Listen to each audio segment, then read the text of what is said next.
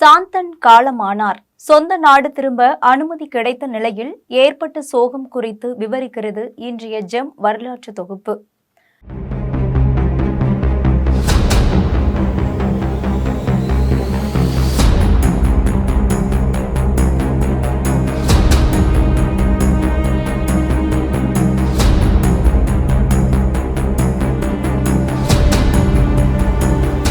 முன்னாள் பிரதமர் ராஜீவ்காந்தி கொலை வழக்கில் விடுவிக்கப்பட்ட சாந்தன் அவரது சொந்த நாடான இலங்கை திரும்ப அனுமதிக்கப்பட்டிருந்த நிலையில் உடல் நலக்குறைவு காரணமாக இன்று அதிகாலை காலமானார். முன்னாள் பிரதமர் ராஜீவ்காந்தி படுகொலை வழக்கில் தொடர்புடைய இலங்கை தமிழர் சாந்தன் உள்ளிட்டவர்களுக்கு மரண தண்டனை விதிக்கப்பட்டது.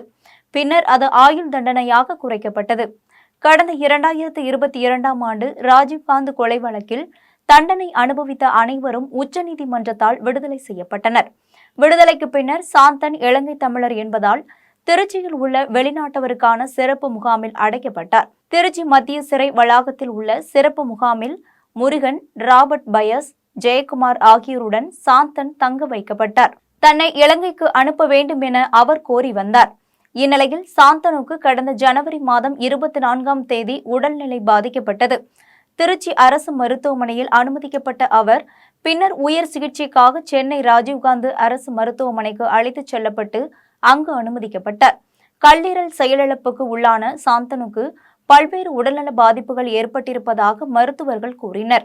இதற்கிடையே சாந்தனுவை இலங்கை நாட்டுக்கு அனுப்ப மத்திய அரசு அனுமதி கடிதத்தை அண்மையில் அனுப்பியது. சாந்தன் இலங்கை செல்வதற்கான விமான டிக்கெட்டுகள் விரைவில் முன்பதிவு செய்யப்படும் என தகவல் வெளியானது. சாந்தன் இலங்கை செல்வதற்கான அனுமதி கடிதத்தை திருச்சி கலெக்டருக்கு மத்திய அரசு அனுப்பியது. இலங்கை தூதரக அதிகாரிகளிடம் அனுமதி பெற்ற பின் சாந்தன் அந்நாட்டுக்கு அனுப்பப்படுவார் என்ற நிலையில் சாந்தன் உடல்நலவு குறைவு காரணமாக தொடர்ந்து சிகிச்சை பெற்று வந்தார்.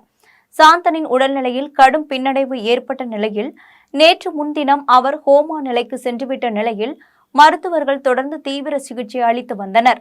ஆனாலும் சிகிச்சை பலனின்றி இன்று அதிகாலை சாந்தன் உயிரிழந்ததாக மருத்துவர்கள் தெரிவித்துள்ளனர். சாந்தனின் மறைவுக்கு தமிழ் தேசிய உணர்வாளர்களும் அரசியல் தலைவர்களும் இரங்கல் தெரிவித்து வருகின்றனர்.